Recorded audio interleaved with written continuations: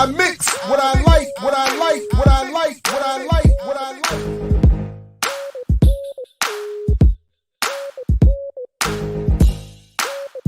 I mix what I like, what I like, what I like, what I like, what I like. What's up, world? Welcome once again back to I Mix What I Like Live. I'm Jared Ball, your host. Always a pleasure to be joined by you for these live sessions, and even, in the recorded, replay world, to be joined by those there as well. Please make sure that you are at imixwhatilike.org and subscribe there so you never miss all that we do across multimedia and all platforms, and various colleagues, and so much beyond these live streams. And please make sure you're following at I Mix What I Like on all your relevant social media. And please consider joining beyond liking and subscribing and sharing the channel at YouTube. Please consider becoming a member and hitting that join button, because that small amount of monthly contribution is going to help build and sustain an evolving and emerging media project that we will be announcing very soon. So please do that, and keep trying to help us expand and try to see what we can do with all of this beyond what I admit for me is a whole bunch of fun hosting these live streams. I can't really think of many better ways that I would rather spend time. It's a great way to keep in touch with a lot of folks. It's a great way to expand my own ranges of thought. And I think it's also a great way to contribute to a media environment that has a lot out there, but not necessarily, I think, organized, presented, or containing the ranges of ideas that we deal with here. So anyway, all right, so to continue that, my next guest, certainly over, we've been interacting. Oh man, I don't know. I asked him in a second. I hadn't thought about it. I'm thinking maybe 15 years at least, something like that. But many of you know him, certainly beyond how well I do, and certainly beyond this platform, because my next guest, Dr. Kmt G. Shockley, is, among many other things, a professor at Howard University in the School of Education, the Department of Educational Leadership and Policy Studies. He's, by the way, a former colleague of mine at Morgan State. We were unfortunately not able to hold on to him there. And then he kind of went up, or I guess down 95 to Howard. And, it is what it is. No hard feelings. But Dr. Shockley has authored numerous articles and 2 books on top of African American education. Dr. Shockley's most recent book is titled The Miseducation of Black Children. It's published by African American Images out of Chicago. He has published works in journals such as the Journal of Negro Education, the Journal of Black Studies, the International Journal of Qualitative Studies in Education, and the International Journal of Critical Pedagogy, just to name a few. His presentations and interviews are fantastic and engaging beyond that. And he has had a number of them with us at imixwhatilike.org, some of which we'll talk a little bit about here in just a minute. But Dr. Shockley, thanks, man, for joining us, and welcome to the program. Thanks very much for having me, Dr. Jared Ball. I appreciate being on here. This is an opportunity. It's been a while since we've spoken, but in front of the people. So I think this is a wonderful moment. Right on. And you know what? But you know what? I messed up my own intro, man. I got all excited and messed up my own plan. So now I have to ask us all to back up for a second, because I honestly, I know why you're here for this interview, but every time I get ready to talk to you, I just get excited to talk about so many different things that I almost forgot to set it up properly. So forgive me, everybody. So this is not the most stylistically smooth that I've ever been as a broadcaster, but let me at least back up and correct the content, because I wanted to show folks at least this promotional video, so that we can properly contextualize what you're doing here. So hold on, everybody. Sure.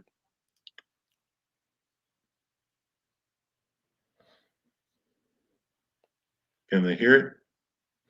They can't hear it? I can't hear it. I'm not sure. Hold up a second. Yeah. That's what I'm saying. It was not. I thought I had it all set up, man. Hold on a second. Let me try that and run that back because let's see. Start. Yep, I didn't have it. Here we go. Correction. Forgive me, everybody. Let's run that back. The Movement is a new and exciting show that focuses on the current movement for social justice. Captivating conversations with real talk from real people, offering authentic solutions to global challenges and correcting the historical record. Tune into The Movement with Dr. Kmt Shockley and Dr. Kofi LeNiles, the voice of the people. Saturday at 9 p.m. on WHUT. All right, there we go. So let's start with that before. I mean, there's a lot I want us to get into, but let's start with that. What is the movement and this program you put together? And you know, I was honored to be a small part of it, and it was exciting. But before we get to any of those details, what is the movement? The movement is essentially a talk show that Kofi LeNiles and I put together.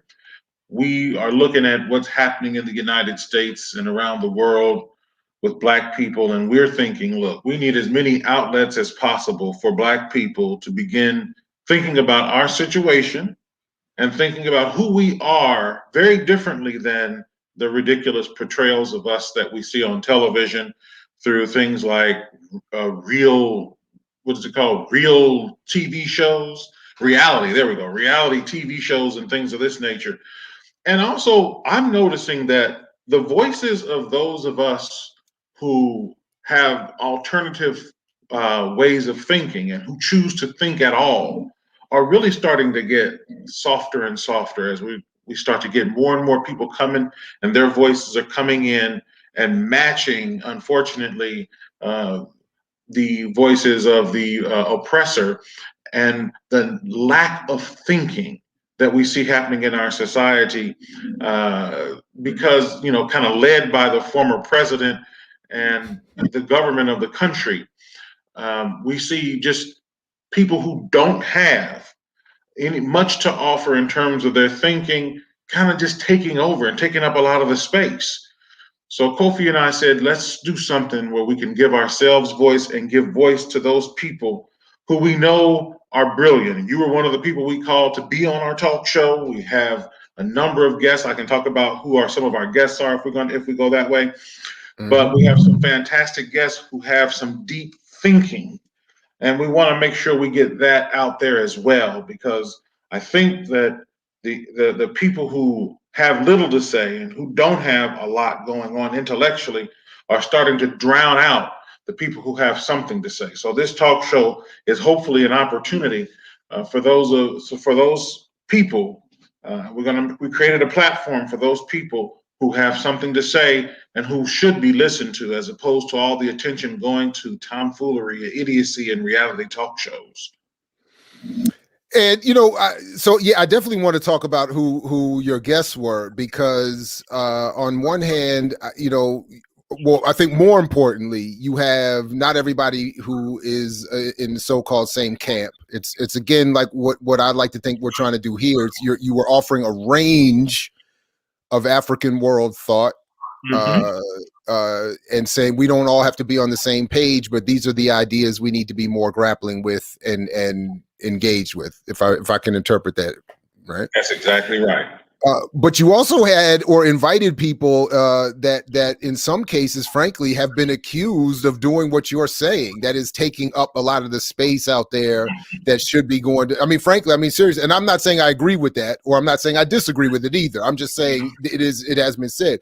So, like we've talked about when we did, you know, we had our satirical annual hate awards a couple weeks ago. We talked about how initially you had invited me to participate in a discussion with Umar Johnson, and he wasn't able to be there.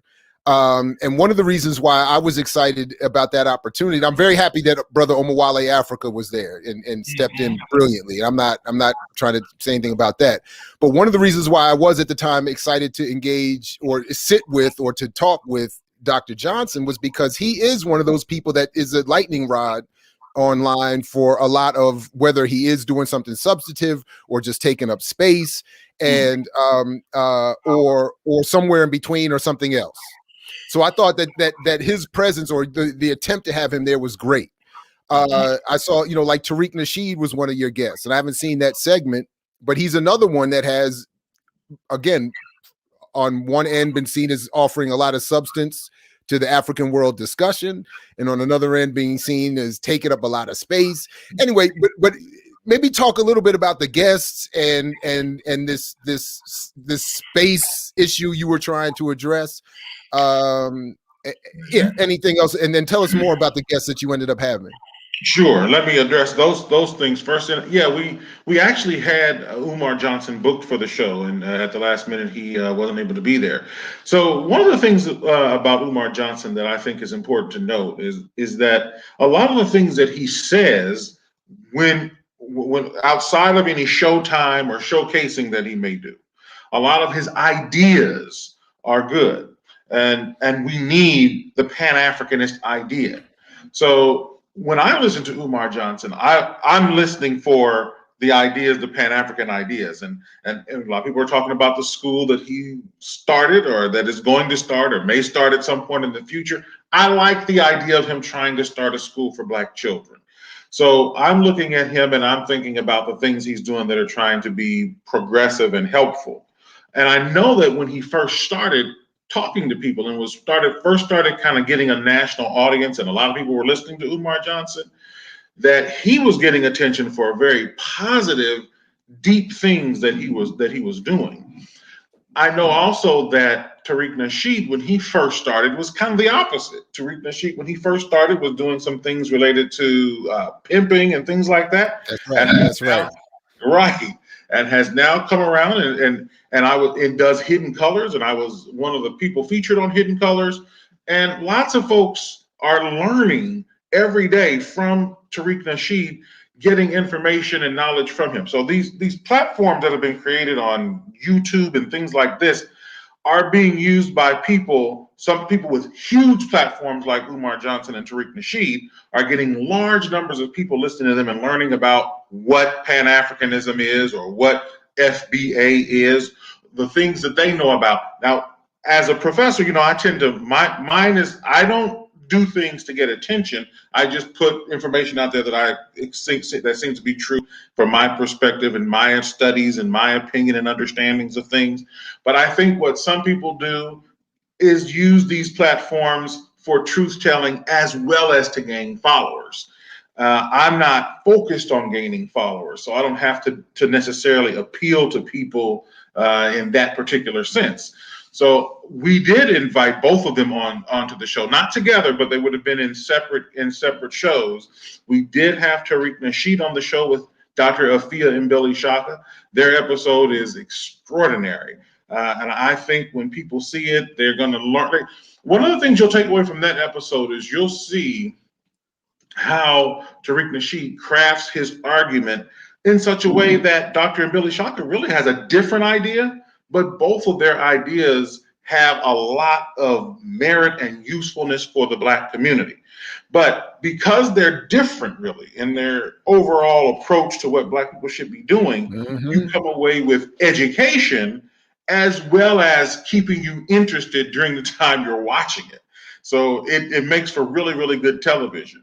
Does Tariq in that episode? Forgive the interruption, but I'm very curious, man. Do they get into, because I'm interested to watch that one, if for no other reason. I'm interested to see, does he deal with the question of how he went from the Pan-Africanism of Hidden Colors to the differently formed nationalism of FBA? In a way, he does. Okay. He kind of talks about how he doesn't necessarily say that he doesn't think Pan-Africanism is a good idea. What he says is that because Black people have a lot of folks coming in acting as tethers, people coming in from other Black groups coming in from other places who are trying to, I might say, get on white people's side. okay, who are trying to side with white people against black people, we're not positioned at this point to be able to do Pan-Africanism. He'll do that much more justice than I just did, but that's kind of what his argument. Yeah, that's interesting. Yeah, I'm glad that comes up. I have to look for that because I can't imagine any of the people whose work formed the basis of Hidden Colors would agree with that. But anyway, I'm interested to see that. And so, and I'm glad you said that because Afiya and Mbilishaka and even my own work don't go in that direction at all. But what Tariq Nasheed does, and when you watch him on the show, is he demonstrates that there is a logic to what he's saying. You don't necessarily have to agree with it, and I'm completely on the Pan-Africanist side. But it's not wild-eyed craziness. He is saying something that warrants us to listen to it and try to understand. My response to Tariq Nasheed really would be that what we need to do is have conversation across these borders. And I just got back from Africa. I travel a lot. I go everywhere, and I learn from the people who are in these places.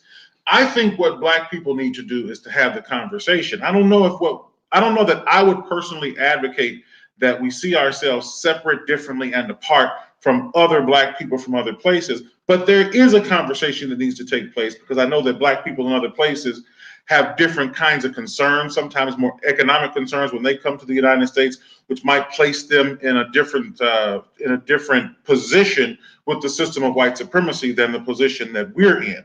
That's where I think the conversation needs to start.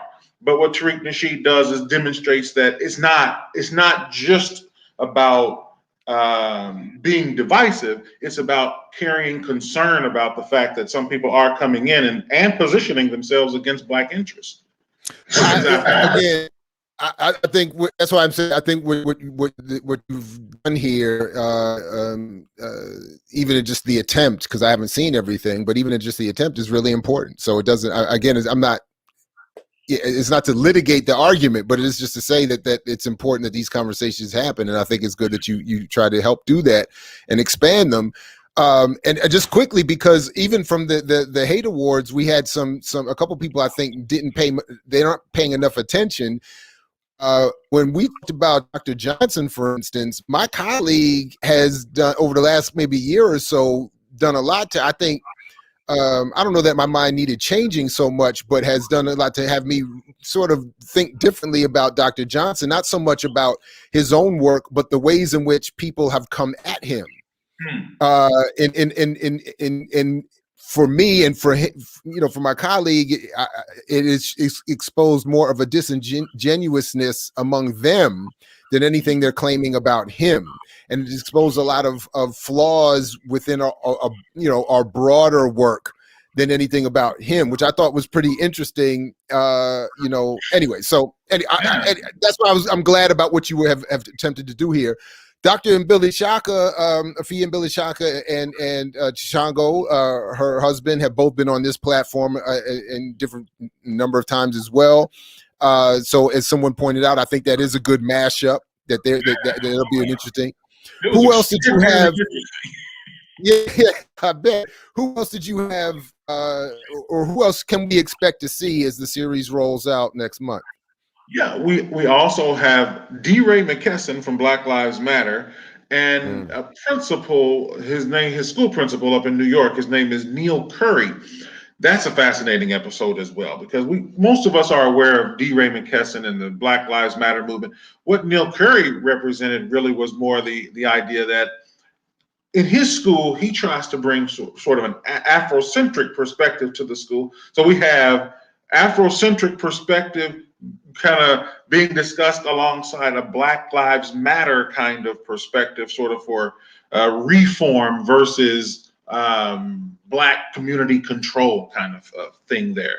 And those two, not on the same page, but able to learn from each other. And of course, I'm more coming from an Afrocentric perspective, or definitely from an Afrocentric perspective.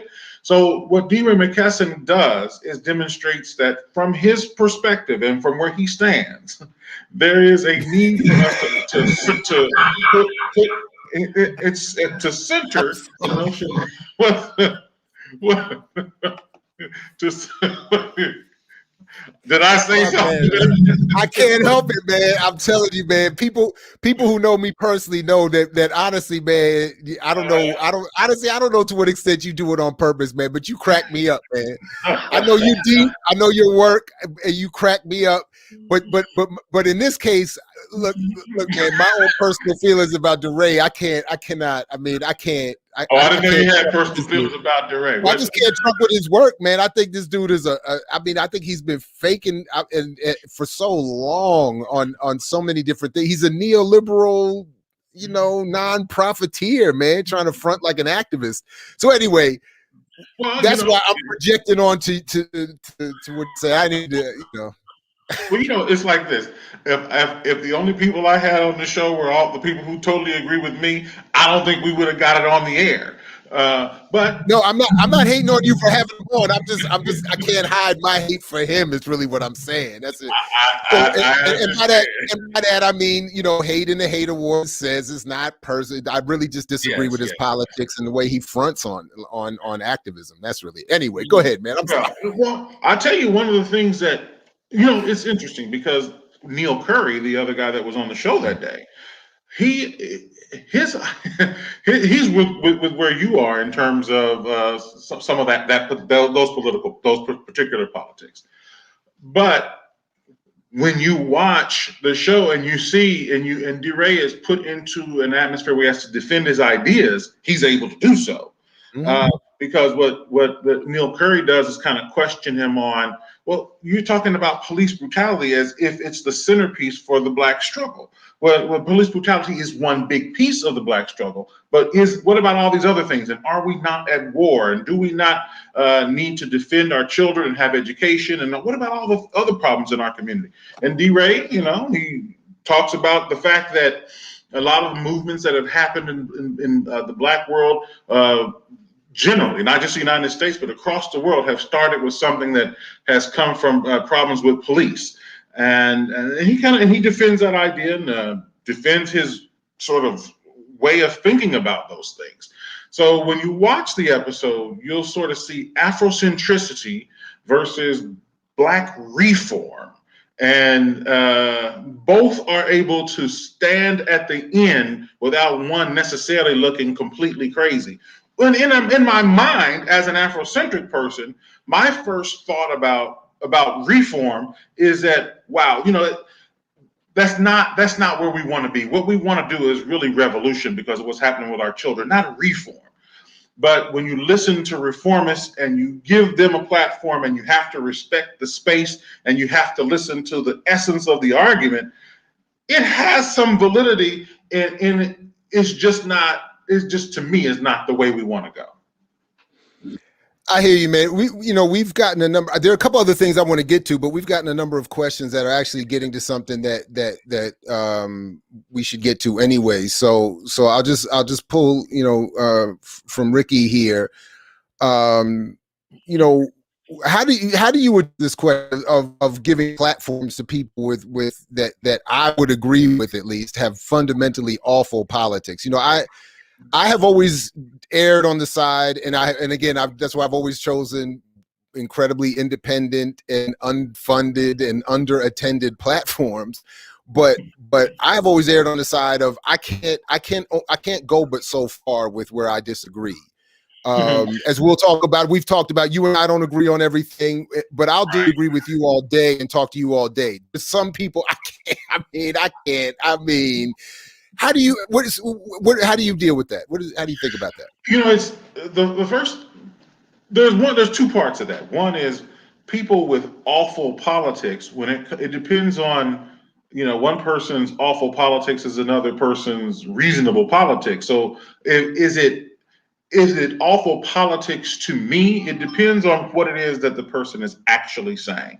So I don't know of awful politics from DeRay McKesson. I know of his work with Black Lives Matter. I don't know what maybe she's referring to specifically that are awful politics. I'm not even saying in that question. I don't think she's saying anything about DeRay. That's why she was saying, struggle aside. I think the way I'm taking the question, and she can correct me if I'm wrong. just in general, if with not maybe with DeRay in particular, but with anyone that giving platform to people that you don't agree with, or worse, really just have bad politics. I see. Okay, so I think that I would answer that this way. There's the Black community that really, if Kmt had his way, would be a Pan-Africanist, African-centered community. But there's a lot of Black people in the Black community. The majority of Black people in the Black community don't agree with that, or they haven't taken that on as their way of thinking, as their way of living. But we are all still part of the Black community. So it's very easy for me to see that, well, I can act like they don't exist and just go about my way, which I do most days, because I got to be a productive scholar. So I have to not get caught up in that which disagrees with my own concept in order to build my studies and all that.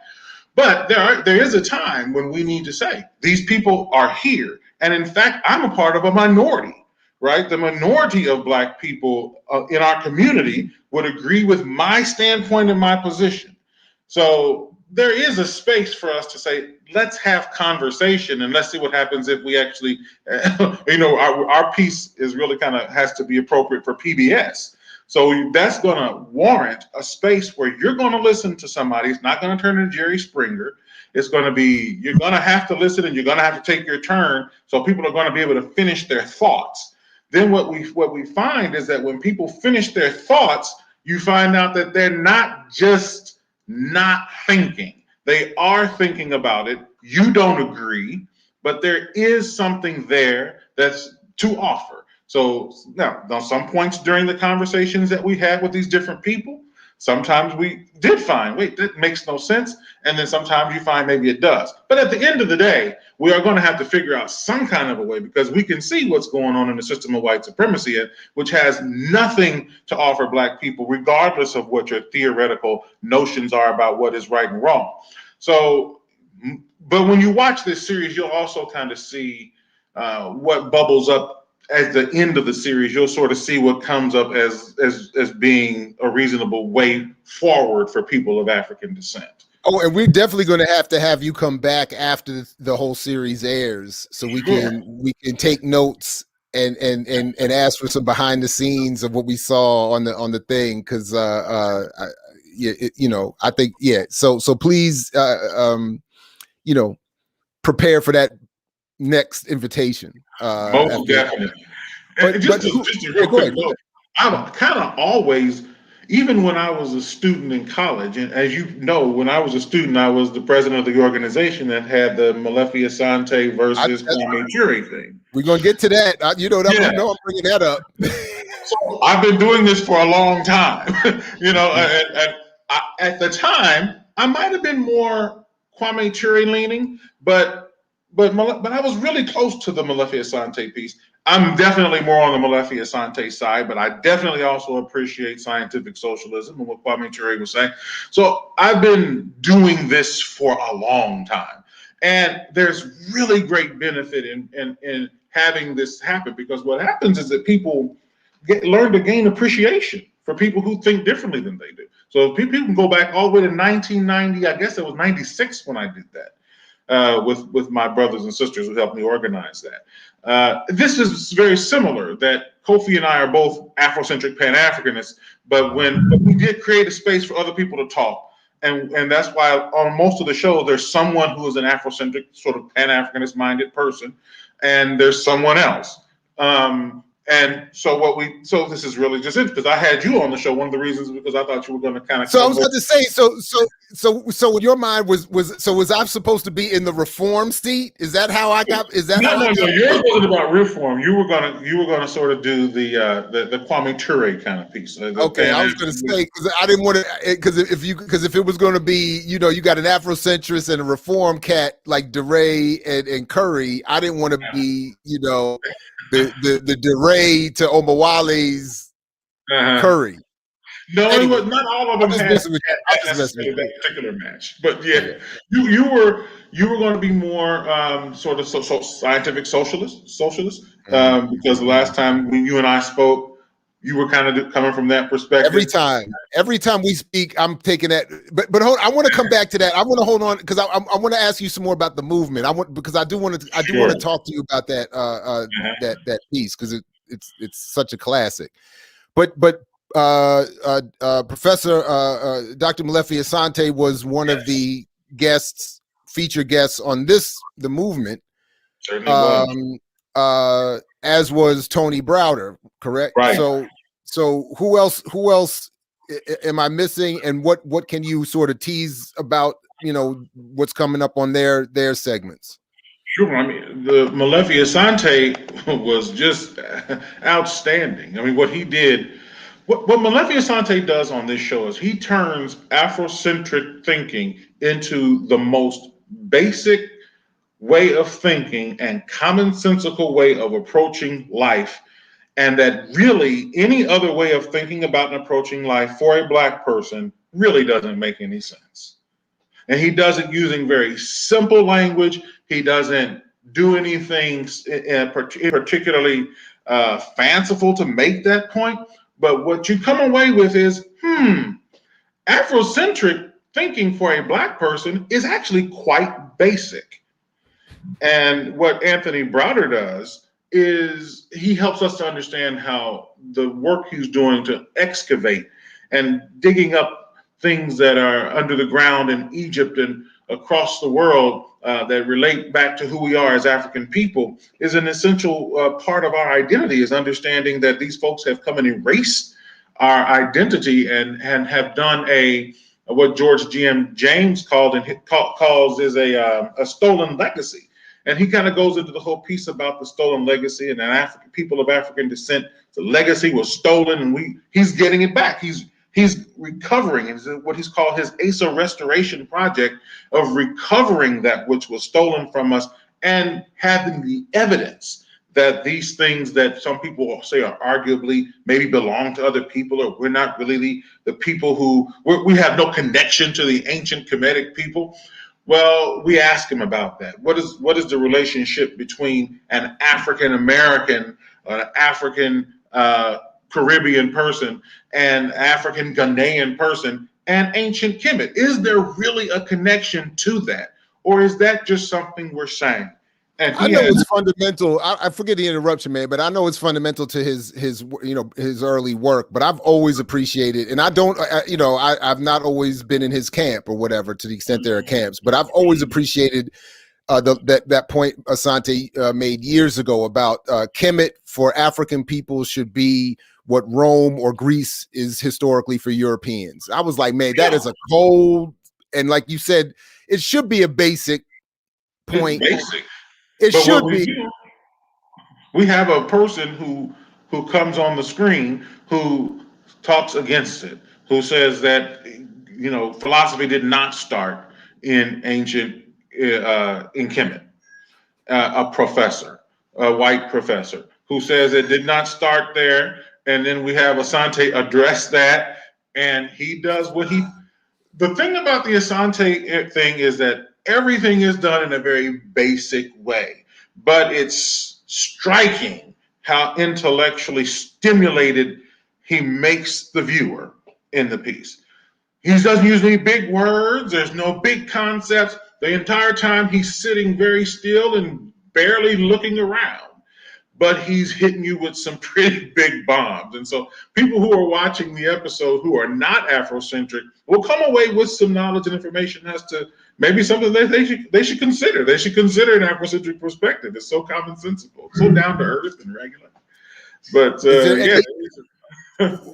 who else did I miss? We covered everybody. I think Tariq Nasheed and Afiya Mbilishaka, DeRay McKesson and Neil Curry, Molefi Asante, Anthony Browder. So those are the ones. And all right, right on. But we look forward to that. Omawale Africa, of course. I forgot to say that. You and Omawale Africa, yes. And I want to say, Omawale Africa, came on at the last minute and was solid, man. So I mean, that's I think that's yeah. So I mean, that was great.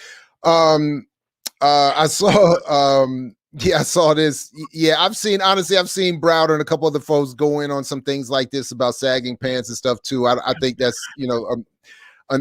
some unfortunate misplaced critique, but I'm sure the other value he brings to the conversation might make up for that. I'm glad you said that, because I think what we want to make sure we do is to capture the essence of what the person's main argument is, and that's my feeling about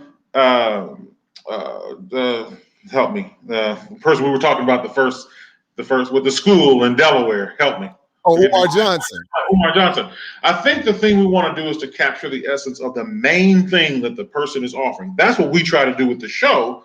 Now, there are other side things that people do that, someone can point out, but the main point of Anthony Browder has nothing to do with sagging pants. He has nothing to do with the main line of his work. And he's doing just tremendous amounts of things, traveling back and forth. I think he sent me a text message not too long ago saying that he just did, this is his 40th trip or something like that to Egypt. So I understand, maybe he said something about sagging pants, but the work that Anthony Browder is doing goes so far beyond anything related to that at all. So let's because I do want to talk a little bit before we're already 30 plus minutes in, and so years ago, obviously many of us have by now seen this classic debate between Molefi Asante and Kmt Toure. Only years and years after I first saw it did I realize, even after years of knowing you, I think, did I find out that you actually were one of the organizers of that event. And people can go to our mixwhatIlike.org, and I'll link the link to YouTube and then the post at the website as well, which I probably should have done already, so people can see our other interviews where you and I have talked about this before in greater depth than we will now. Because honestly, as you said, you're more with Molefi Asante on this. I'm definitely with DeRay on this debate. But without going into the debate, I'm actually more interested for today's conversation in the background of it. Like, can you talk about how, you were an undergrad at University of Cincinnati, is that right, at the time? Mm-hmm. And tell us about the organization you were in, and how did this thing come about, or what can you remember about this thing coming about? Because it is still a tremendously powerful, gathering and exchange. Well, we had an organization called the United African Organization, and at the time I was the chief minister, we called me, for the organization. We had been advised or mentored, if you will, by one of Kwame Toure's friends, who was he lived in the city of Cincinnati, but our organization was assigned an advisor that the university assigned. We fought to get rid of that advisor and to have Mwalimu Keita, was his name, come and advise us. His influence on us was helping us to understand the importance of seeing Africa as part of our identity, but also his perspective kind of came more from the AAPRP perspective, All African People's Revolutionary Party, because he was close to Kwame Toure. So for some years, I and my friends who ran the organization were mentored by Mwalimu to understand the importance of things like understanding how surplus works and why we need to have a united socialist Africa, things of that nature. Understood all of that and agreed with it. But I was also at the same time listening to, reading, and studying things from people like Naim Akbar, Wade Nobles, Molefi Asante, Asa Hilliard, and was also mentored personally by Asa Hilliard and had contact with Naim Akbar in person every year because he came to the university to speak each year. So I started to get curious about, well, these two things, they sound a little different, but they both seem important. And so with access to Molefi Asante through Asa Hilliard, because Asa Hilliard was my mentor, and with Mwalimu's access to Kmt Toure, because I think Kmt Toure was his mentor. We contacted them both and said we want to have what we're going to call the debate of the decade, because we saw those two ideas as being, we were young, probably 24 or something. We saw those ideas as being critical for our growth and development. We wanted both of them, but they didn't seem like they were on the same accord. So we put together this debate, and we had about 1,000 people show up for the debate in person at the university, and we got a call from C-SPAN saying, we'd like to cover this debate.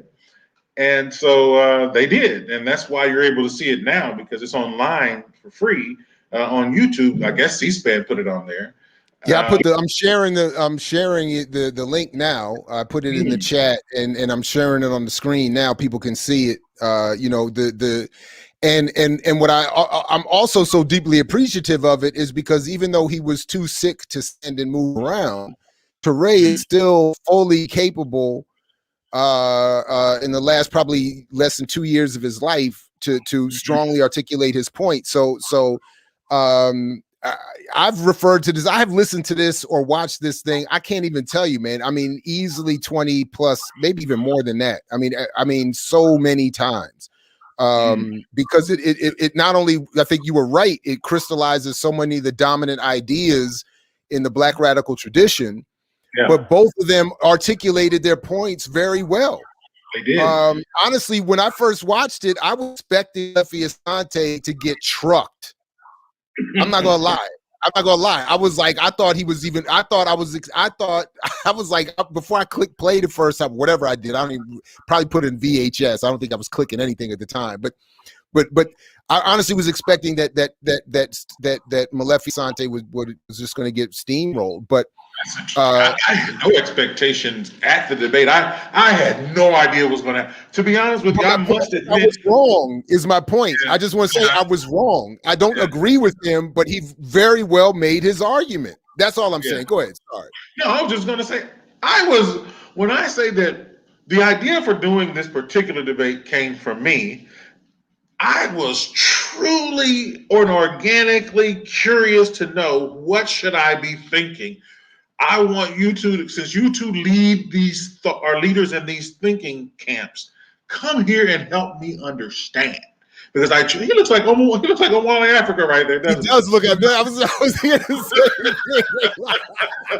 That's interesting. They do look alike. At first, I was like, "Wait, is that?" I was like, "Is that Omwale Africa?" It does look. They do look alike a little bit. Yeah, they do. And when it was over, I thought that Kmt Toure was a really good debater. I was like, "Wow, he's a really good debater." But I think that Molefi Asante made points that resonated with me a little more. But again, both of those thoughts still to me are both really critical. And I think that this is the reason why I think debate is such an important thing.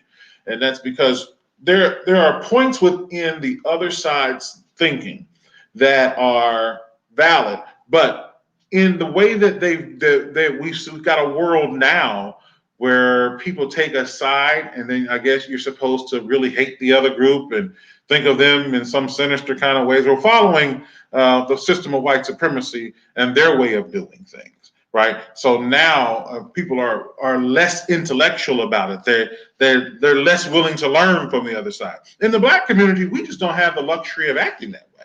We're going to have to learn from other people, from people in our community. Now, that doesn't mean I am definitely a proponent for kicking some people out of the community whose thinking goes against our survival, and we have some people who are doing some things like that.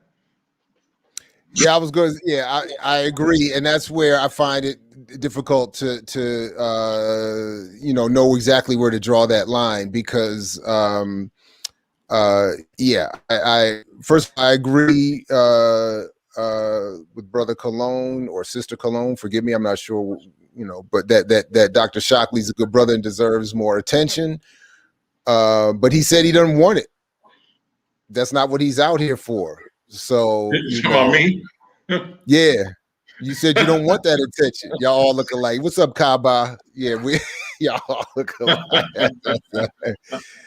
Attention is a tricky thing, because when you get attention, the thing that happens is you want more attention. And so when you start doing things to get attention, I don't know if that's just a psychological thing that happens to us humans, is that once 10,000 people are following you or whatever that is, because I don't even have followers. Once you have 10,000 people following, now you want 20. And now you want to compare yourself to people who have 25. And that, I think they've got us in an interesting place with this social media piece. It's a dangerous thing, because instead of your focus being on your work, your focus becomes on, is anybody really listening to me? How many people are there? How many people really, and I don't ever want to be concerned about that. If one person is listening, then I'm talking to one person. But if a million are listening, then I've got a million listeners. But I don't want to become addicted to, are people really paying attention to me? I don't want to be focused on that. That's the issue with me there. Right on. So look, as we start to head towards a wrap, I want to make sure, is there, because I've gone through the questions that I have listed. I want to make sure if there's anything I haven't asked you that you want to bring up. I do see in some of the chat, we can come back to this another time, that there's, obviously we have a lot of lively comment in the chat section. And I see a couple of people have brought up some of the disagreements and controversies around Molefi Asante's career, and et cetera, and so forth. We can come back another time and talk about that. And at imixwhatilike.org, we have covered, especially the Montero Asante controversy of some years ago. We covered that and have an exclusive interview, including with Montero, at the website. People can go check that out and at least hear his side. I never did get Asante's side. But to be fair, Montero, who somewhat used to rock with me, then he started when he did his Black Power conference at Temple. I didn't get invited to that either. So it's a loving circle of disagreement and Africana hate. How about that? So, but Dr. Shockley, is there anything that I didn't ask you? Well, that you I will say, just to let folks know, the show comes on WHUT in the DC, Baltimore, Northern Virginia area.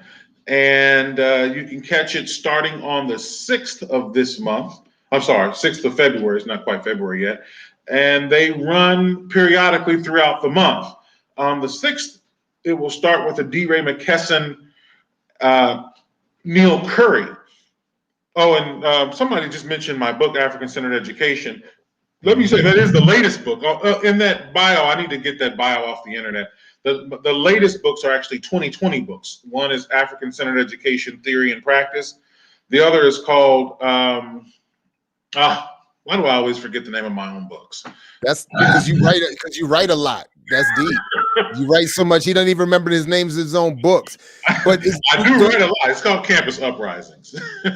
Okay, well, I'll have to get caught up, and we'll have to bring you back to talk about those. But are any of them who deal with your definition of African-centered economic theory? African-centered economic theory. I'm not the right person to ask about that. I haven't studied on African-centered economic theory, other than just Ujamaa and just general principles and what we need to be doing and sharing wealth and anti-capitalist kind of stuff. I don't have any theory to share about African-centered. But you did co-author a book a couple years ago, and we interviewed the co-author, Brother Baruti Katembo, right? Brother Baruti Katembo, yes. And that stuff, so people can go to imixwhatilike.org and get that interview, that video. But in that book, at least some degree of African-centered economic theory is dealt with, if I remember correctly. I would call it more Pan-Africanist, definitely more Pan-Africanist take on economic theory rather than an African-centered one. Okay. But Baruti Katembo and David Akombo and I did write a piece, 21st Century Pan-Africanism. Yeah. And my focus on there was Pan-African education. But yeah, it's, that's right. Still available. Really, really good piece. But no, unfortunately for that person, I haven't really looked at it. We need to develop an African-centered economic theory. I think many of us who are African-centered operate in a way, we try to anyway, operate in a way that matches with what Karanga talked about in terms of Najia and Kuumba. But I don't know of any standing African-centered theory that has been written about, that we can actually go, that goes into any depth and really goes deep with what that would actually mean for us. But we definitely. Well, if it doesn't exist, what my humble request would be is, why then wouldn't Diop's Federated States book form the basis of that? And if it doesn't, I would like to know what's. But if it doesn't, I would like to have someone who is a proponent of African-centered economic theory explain why. And if they have done that work and I'm just not aware of it, somebody please let me know, because I would love to see that. But and David Silberg, man, look, I'm as petty as anybody else. So my memories of Brother Montero, he shouldn't be reduced to anything that I'm being complaining about anyway. The brother, I mean, whatever. So if, I don't get invited. We disagree. It don't matter. He does a lot of great work. And even I would argue, I don't feel the same way about people that I disagree with in the Afrocentric or African-centered world.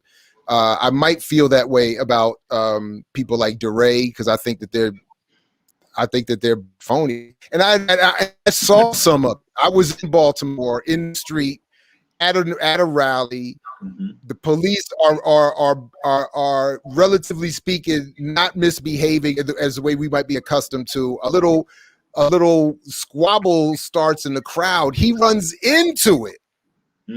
He runs into it, like throwing himself into it, and then one of his buddies starts screaming, "They got DeRay!" I was cracking up, man. They got DeRay! They got DeRay! And I was like, they don't have DeRay. DeRay threw himself into the crowd and then came out of the crowd talking about, I'm okay, don't worry. And I was like, of course you're okay. Nothing's happening. And I was like, what are you trying to pull here for your Twitter follower? And it was so, anyway, and I thought that was so emblematic of his whole approach to Black Lives Matter. That is so frustrating. My style would be that the next time I have DeRay on a show, I will ask him about that. I'll say, you should. People have said that this happened, and let him respond to it. You could say Jared said it. You could say Jared said it because he was standing right there and watching. Actually, you're the second person that has said that. So okay, I don't know who I was. I was standing right there, and I can't say that he saw it, but I was standing there with Ray Winbush. So I don't know that he saw it because he had his own little minor incident with the police that day. But that's the kind of stuff that I really get frustrated with. I don't like that stuff at all. But the other parts about just disagreeing with people, more or less legitimately struggling within the Black radical tradition, I think is great. So anyway, man, I look forward to the series. I can't wait to watch it and then have you back on after, which I'm asking you now in advance of, to prepare for that invitation so you can come back and talk about it. Thank you for that invitation. Kofi's going to kill me if I don't say, please go to our YouTube page, which is the Ka Institute. Ka is just KA, which is the parent organization for the work we do. And subscribe to that and watch the videos and all that stuff that we have on there. We appreciate you, Brother Jared, for this. And I did link to that. So when people go to the YouTube here, or if they see this at mixwhatilike.org, that link will be there. They can see that. I'm going to put the other links to our interviews there as well.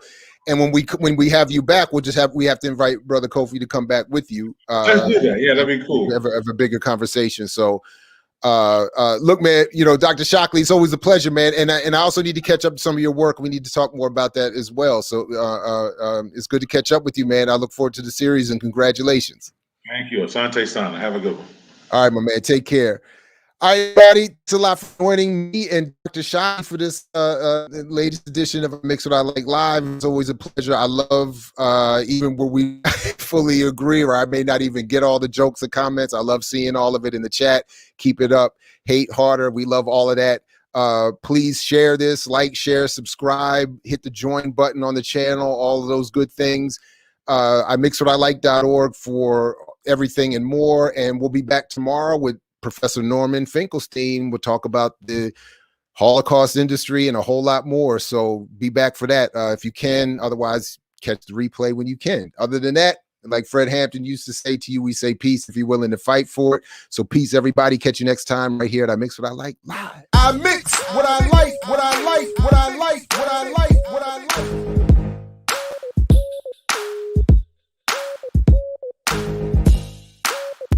I mix what I like, what I like, what I like, what I like.